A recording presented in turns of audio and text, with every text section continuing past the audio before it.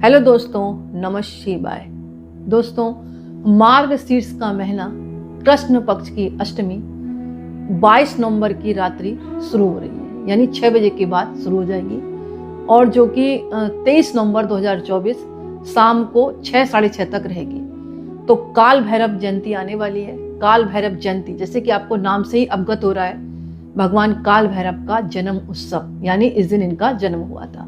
तो सब प्रथम तो आपको काल भैरव जयंती की बहुत बहुत शुभकामनाएं और बधाई। अगर आप रात्रि पूजन करें, क्योंकि काल भैरव की पूजा हमेशा रात्रि में की जाती है, विधान तो है रात्रि में करने का, तो आप जो है व्रत उदय तिथि में रखें और पूजा चाहे तो आप जो है 22 नवंबर 2024 की रात्रि आप कर सकते हैं। लेकिन ऐसी बाउंडेशन नहीं है, आप उदय तिथि में भी आप व्रत रखकर शाम को पूजा कर सकते हैं। मैंने तो आपको अपना विचार बताया कि रात्रि पूजा का विधान है, तो आप काल भैरव की पूजा 22 नवंबर 2024 को कर सकते हैं। तो दोस्तों, इस दिन करें कैसे, पूजा काल भैरव की कैसे करें? जैसे कि मैंने बताया, उनका जन्म उत्सव के रूप में मनाया जा रहा है। एक तो उत्साहित हो आप, मंदिर हो तो मंदिर में जाएं। काल भैरव के आप कपड़े ले जा सकते हैं उनके बनवाकर। वैसे कि जैसे काल भैरव नाम है तो आप जो है, वैसे ये भगवान शंकर के अवतार माने गए, तो इनको वस्त्र अर्पण कर सकते हैं आप। इसके साथ साथ आप इनके लिए नारियल इनको भोग में चढ़ा सकते हैं, और इमरती है, उड़द की दाल के पकोड़े हैं, जलेबी है, इनको बहुत ज़्यादा प्रिय है, तो आप इनको खिला सकते हैं। माला पहनाएं इनको। नहीं तो आप घर पर भी पूजा कर सकते हैं। घर में आप जैसे प्रातःकाल उठकर स्नान करें, चौकी स्थापित करें। काल भैरव मैंने बताया ना, भगवान शिव के अवतार है, तो आप उनको रखकर भी पूजा कर सकते हैं। भगवान शिव की कोई फोटो को भी उनको माला अर्पण करें, वस्त्र अर्पण करें और उनकी आरती करें। और ओम काल भैरवाय नमः, ओम काल भैरवाय नमः आप मंत्र का जाप करें 108 बार। श्री काल अष्टकम नाम से एक पुस्तक आती है, उसमें स्रोत लिखा है भगवान का, वो आप पाठ कर सकते हैं। काल भैरव अष्टकम मार्केट में मिल जाएगी आपको।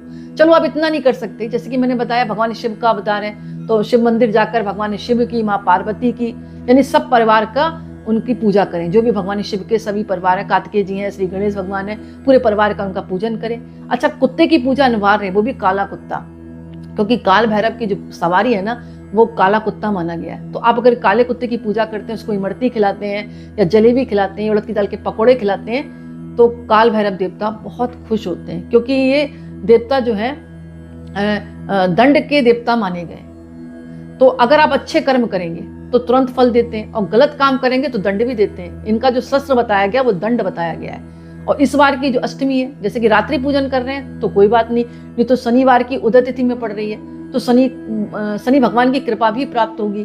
तो इस दिन आप काले कंबल जो है ना, काला कंबल सफेद मिला हुआ 2 रंग का कंबल हो, उसको दान करते हैं तो शनि भगवान की कृपा भी प्राप्त होती है। और राहु केतु की जैसे कुंडली में दिशा खराब चल रही होती है, दशा, तो वो भी ठीक होती है।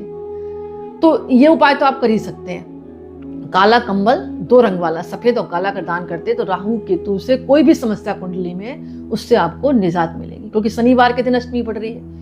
एक बात तो ये हो गई। और ओम काल भैरवाय नमः, ओम काल भैरवाय नमः, इस तरह आप जाप कर सकते हैं। ये बात आपकी समझ में आ गई होगी। अब दोस्तों, मैं ये बताऊंगी कि काल भैरव का जन्म कैसे हुआ। कथाएं अनेक होती हैं, मतभेद हो सकता है, जिसमें से एक कथा मैं आपको बताने जा रही हूँ। एक बार देवताओं की चर्चा चल रही थी, काफी देवता बैठे थे स्वर्ग में, आपस में बात कर रहे थे। तो तीनों देवताओं में भी बहस हो गई। कौन कौन? भगवान शिव, भगवान ब्रह्मा जी और भगवान विष्णु में, कि तीनों में सर्वश्रेष्ठ कौन है। तो ब्रह्मा जी अपने आप को सर्वश्रेष्ठ मानने लगे, और भगवान शिव ने अपने आप को सर्वश्रेष्ठ माना, भगवान विष्णु ने अपने आप को सर्वश्रेष्ठ माना। अब हुआ क्या, ब्रह्मा जी अपने आप को सर्वश्रेष्ठ मान तो रहे थे, लेकिन उन्होंने भगवान शिव के लिए अपशब्द बोल दिए। अब भगवान शिव कहाँ सुनने वाले, उनको तो वैसे गुस्सा आता है। इतना गुस्सा आया कि उनके मस्तक से एक तेज निकला त्रिनेत्र से, जो कि काल भैरव का रूप था। उनको गुस्सा बहुत आ रही थी काल भैरव को, तो बहुत मुश्किल से भगवान विष्णु ने, अन्य देवताओं ने माफी मांगकर उनको क्षमा किया। इधर जब काल भैरव का जब रूप निकला ना, उसने गुस्से में आकर ब्रह्मा जी के 5 सर थे, उसमें से एक सर काट दिया। जैसे ही सर काटा तो उनका सर तो कट गया, उनके मन की तो हो गई भगवान शिव की, लेकिन भगवान शिव कौन? काल भैरव के रूप में थे उस समय। लेकिन काल भैरव को कहते हैं ना, पाप लग गया। अब पाप लग गया तो मानसिक रूप से उनको दुखी हुए वो। तो उन्होंने अपने जो साथ में थे उनसे मतलब सलाह मशवरा ली। तो जो ऋषि मुनि, जो उनके तपस्वी बैठे थे, अन्य देवता बैठे थे, उन्होंने कहा कि आप काशी जाओ काशी जो है मोक्षदायिनी है, अगर आप वहां जाओगे तो आपके पाप नष्ट हो जाएंगे। जाने में अपने पाप किए, गुस्से में आकर किए, गुस्सा बहुत तेज आता है काल भैरव को।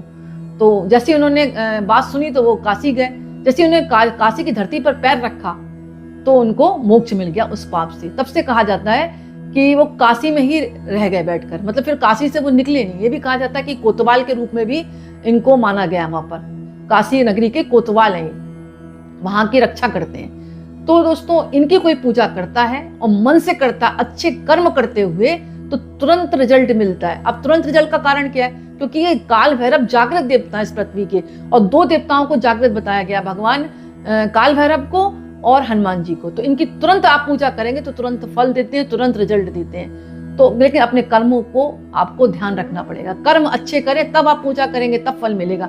अब कर्म तो आप गलत कर रहे हैं और भगवान की पूजा कर रहे हैं, उससे कोई रिजल्ट आपको नहीं मिलेगा, क्योंकि दंड के देवता हैं, ये तुरंत दंड देते हैं। अगर आपने गलती की तो तुरंत दंड मिलेगा आपको, भुगतने के लिए आप तैयार हो जाए। तो दोस्तों ये कथा छोटी सी थी, कथाएं अनेक हैं, मतभेद हो सकता है अपने अपने राज्य के अनुसार। मैंने आपको काल भैरव की उत्पत्ति बताई, ये भगवान शिव के अंश माने गए। कहीं कहीं ये भी बताया गया कि सब गणों में ये प्रमुख गण थे। मान्यताएं अलग अलग हो सकती हैं, और भगवान के गुस्से के तेज के कारण इनका अवतार हुआ था, जिसके कारण ये क्रोधित अवस्था में होते हैं, इनको गुस्सा बहुत आता है। तो मेरा कहने का मतलब है, और इनकी सामने प्रतिमा के आगे चौमुखी आप दीपक जरूर जलाएं, बहुत प्रसन्न होते हैं ये। तो आप आज की रात्रि 2024 22 नवंबर की रात्रि आप पूजा कर सकते हैं, और अगर व्रत रख रहे हैं और पूजा कर रहे हैं तो आप 23 नवंबर 2024 की रात्रि कर सकते हैं। तो भगवान काल भैरव का जो है आप जन्म उत्सव मनाएं। और इस विषय में मैं कल चर्चा फिर करूंगी, आप काल भैरव के बारे में आपको और भी अच्छे अच्छे उपाय बताऊंगी, क्योंकि पूरा दिन मिल जाएगा आपको पूजा पाठ करने के लिए।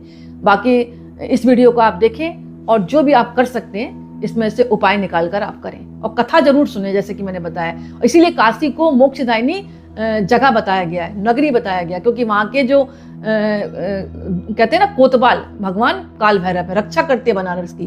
तो तभी कहा जाता है जो व्यक्ति जाता है तो उसके पाप नष्ट हो जाते हैं। तो दोस्तों ये छोटा सा वीडियो था, पसंद आए तो लाइक करें, दूसरों को भी शेयर करें, और कमेंट्स में नमः शिवाय जरूर लिखें। बहुत बहुत धन्यवाद।